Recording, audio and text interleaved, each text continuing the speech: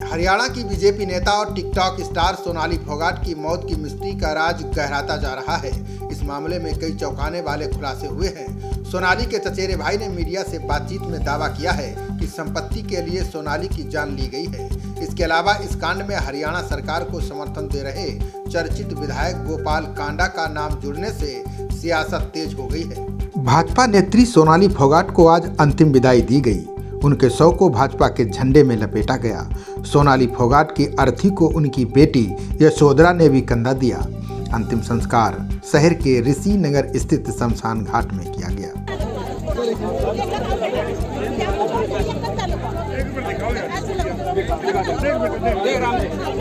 BJP नेता सोनाली फोगाट को लेकर उनके परिजनों के आरोप सच होते दिखाई दे रहे हैं। पोस्टमार्टम रिपोर्ट में शव पर चोटों के निशान की बात सामने आई है। इसके बाद पुलिस ने सोनाली के पीए सुधीर सांगवान और सुखविंदर वासी पर धारा 302 के तहत केस दर्ज कर लिया है। गोवा पुलिस ने इसकी जांच शुरू कर दी है। पीए के खिलाफ हिसार में सोनाली फोगाट के भाई वतन ढाका ने भी लिखित शिकायत दर्ज करवाते हुए केस दर्ज करने की मांग की है। वतन ढाका ने पीए के अलावा कंप्यूटर ऑपरेटर शिवम के खिलाफ भी शिकायत दी है। सोनाली के भाई वतन ढाका ने कहा कि मेरी बहन की कोठी नंबर 68 संत नगर हिसार में है, जिसकी चाबियां भी सुधीर सांगवान के पास हैं। एक कार है और उसकी चाबी भी सुधीर सांगवान के पास है। ऐसे में यदि कुछ भी सामान या जरूरी दस्तावेज गायब होगा तो उसका जिम्मेदार सुधीर सांगवान होगा। शक है कि सोनाली किसी साजिश का शिकार बनी है।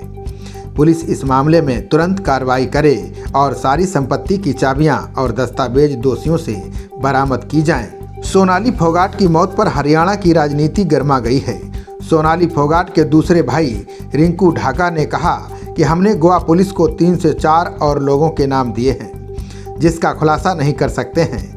इस कांड में शामिल सुधीर सांगवान के सरकार को समर्थन दे रहे विधायक गोपाल कांडा का करीबी है। बता दें कि गोपाल कांडा हरियाणा में सिरसा से विधायक हैं। उनके ज़्यादातर बिजनेस गोवा में ही चलते हैं। सोनाली के परिवार ने आरोप लगाया है कि गोपाल कांडा इस केस में सोनाली के पीए सुधीर सांगवान की मदद कर रहा है। उसी वजह से गोवा पुलिस सुधीर सांगवान पर केस दर्ज नहीं कर रही है। विधायक गोपाल कांडा पहले भी विवादों में रहे हैं। एयर होस्टेस गीतिका शर्मा सुसाइड केस में उनका नाम सामने आया था।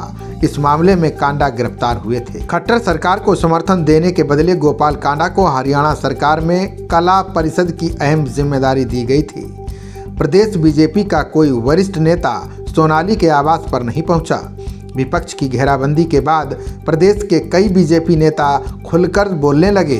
बीजेपी के प्रदेश अध्यक्ष ओम प्रकाश धनखड़ ने कहा कि निश्चित तौर पर जो सत्य है वो सामने आना चाहिए। हरियाणा के गृह मंत्री अनिल विज ने कहा कि मामले की उच्च स्तरीय जांच होनी चाहिए। मामले का जो भी सच है वो सामने आना चाहिए। खबरों का सिलसिला जारी रहेगा। देखते रहिए जनप्रवाद। नमस्कार।